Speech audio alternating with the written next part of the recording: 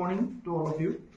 Today I am here, Mr. Jogal Kishore Talukdar, Assistant Professor from Department of Zoology, presenting a very important topic regarding development biology and reproductive process that leads to the formation of a new organism, that is called fertilization. So before we proceed to our slides, something I would like to say regarding fertilization is that all organisms that have been formed in earth is possible due to the most successful event causing in all kinds of diploid organism, that is called fertilization. So let us know how these fertilization events takes place. So for fertilization we need one male sperm and the female egg. So the fusion of male sperm and female ova results in a zygotic cell by a process called fertilization. As we can see in the picture itself, sperm that is formed in the testes of male and egg that is formed in the ovaries of female will fuse together, and as a result a zygote will be formed. As you can see in the zygote, the chromosome of both the egg and sperm has fused together, and it will result into the formation of a new organism that will be the offspring that we say in our biology, or the newborn baby, you can say in a very simple language. So what is the site of fertilization? So we all know that male sperm travels into the female fallopian tube, but the exact site of fertilization occurs here. So that particular site, we say it as ampullary isthmic junction of the fallopian tube, where actually the meeting of both the male and female egg takes place, and the male sperm has to travel through the uterus into the fallopian tube, and it will meet the egg in a particular site which we call the ampullary isthmic junction of the fallopian tube. So how much time does the sperm take to travel inside the fallopian tube? So the time required by sperm to travel the site of fertilization is 30 to 45 minutes usually, but in some cases it takes around 3 to 5 days. Sperm can live in the reproductive tract for 3 to 5 days. So as you can see in the market, there are some site of tablets or pills available if you want to abort the baby. So in that it is written 72 hours, which means 3 days time is there if you want to destroy the particular sperm, if you feel that it is not the right time for any kind of conception. So what are the factors affecting the travel time? If the sexual intercourse happens before ovulation, it can take longer for sperm to reach the egg. Also, if it is if the ovulation is nearer, so it will be 30 to 45 minutes to reach the egg after ejaculation. So this is the time required by sperm to travel the site of fertilization inside the female fallopian tube. Now the most important question is how the sperm will recognize the egg inside the fallopian tube. Millions of sperm gets ejaculated, and only one sperm will have the capacity to fertilize one egg. So as soon as one sperm will be successful in fertilizing the egg, rest of the sperm will be rejected by the egg. So human egg release a chemical called chemoattractants that attract sperm to unfertilized eggs.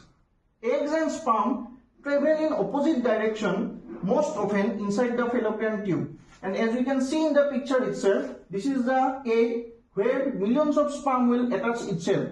And as soon as the fastest egg to break all the layers inside the layers of the egg, the successful one will be gone inside, and rest of the sperm will be dejected or rejected by the egg.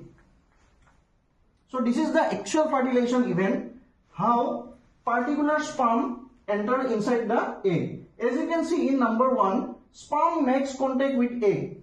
So this is the sperm head, and you can see this is the outermost layer of the egg, where particular acrosome will react with the outermost layer of the egg. Outermost layer is mainly the corona radiata, middle layer is zona pellucida, and at the end there is one vitelline layer you can see inside the egg. So one sperm has the difficulty to penetrate the egg because it have to break down all the layers, and for having it successfully done, one hydrolytic enzymes is present in the acrosome that will react with the zona pellucida.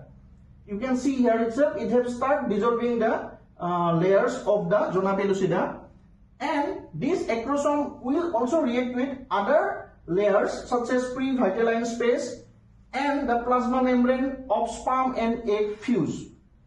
As you can see, the sperm nucleus enters the egg.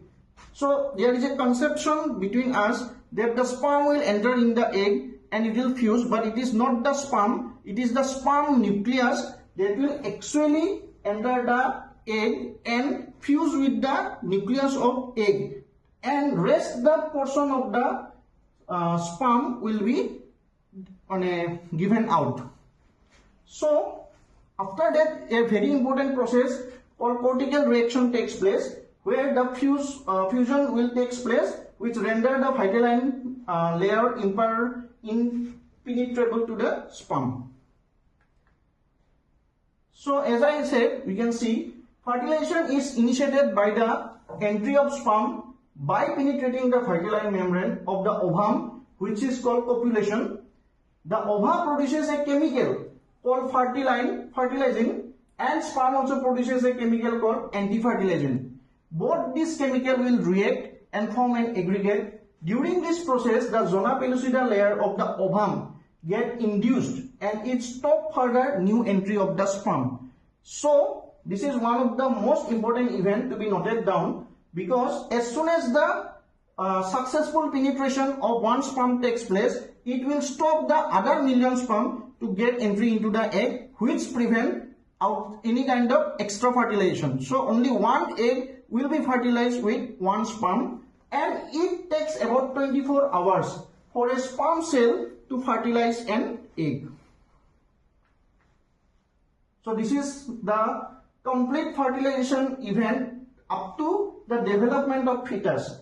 As soon as you can see the fertilization takes place, conception takes place, 3 weeks time will be the first event where the embryo will be formed. That embryo will get enlarged in size, and in the 5th week it will be around 10 mm, and around 8 weeks the embryo will again become large in size. All the limbs and bones and everything will be formed in 22 mm size. So at one fetus takes place almost 12 weeks to form a complete newborn fetus inside the female embryo.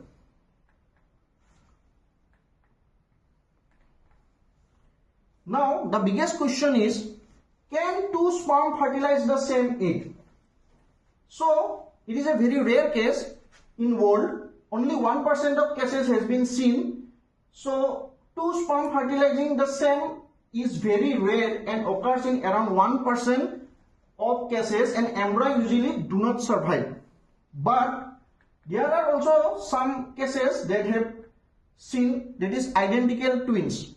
So we call identical twins as monozygotic twins also. That occurs when one part fertilized egg splits into two separate embryos.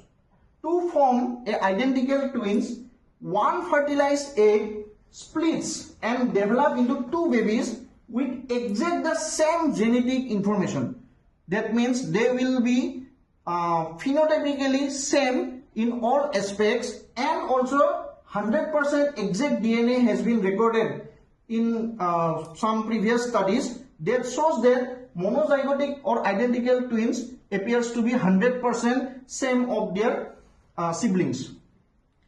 So one biggest example between us is very popular faces of MTV roadies. Raghu and Rajiv both have been declared as identical twins because their exact ratio is above 95% of their DNA. There is also one more cases that we say as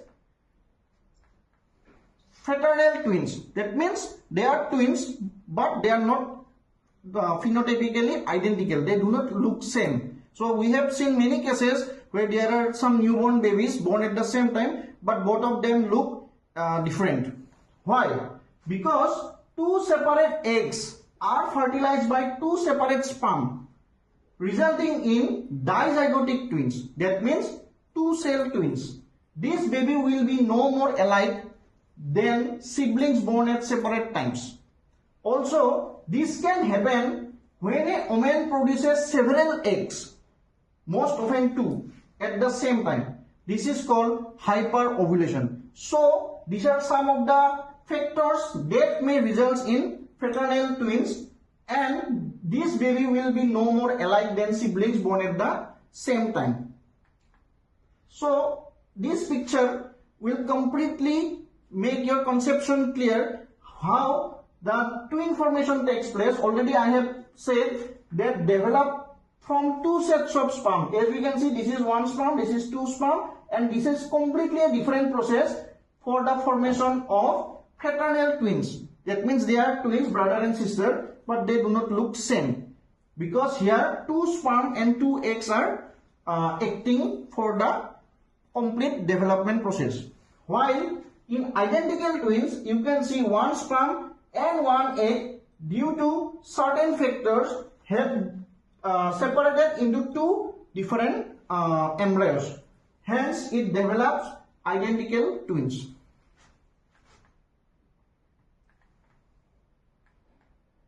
Now, what is the significance of fertilization? As we all know that fertilization is essential for activation of ovum to initiate development. Once fertilization takes place, it's a long process where morula, blastula, 2-cell stage, 8-cell stage, and complete embryo is formed. So here I am not discussing regarding the post-fertilization event, because it's a complete different development process. So I am completely focusing regarding the fertilization, factors affecting the fertilization, and what is the significance of fertilization. Number 2 point is fusion results to form zygote, which will produce a new offspring. Today in this world we all look different, and the races has been going on from generation to generation because of these blessings called fertilization. Without this fertilization, there could not be any kind of new offspring, and also no new kind of any kind of genetic diversity. Second, through fertilization, diploid number of chromosomes are restored by fusion. Since we know that in male it's a haploid cell, female ova is also haploid. Since the zygote results into a diploid form, so the original chromosome number is being restored, which we usually denote as twice n. Fertilization results in continuity of races in a population.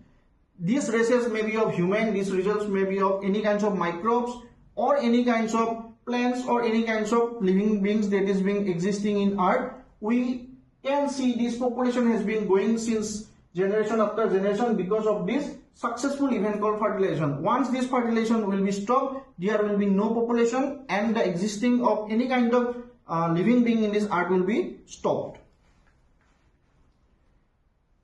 We all look different, but we look alike like our parents. This is because of the genetic variability among population. We do carry some characters of our paternal and maternal father and mother. So 50% of our character do results from parents.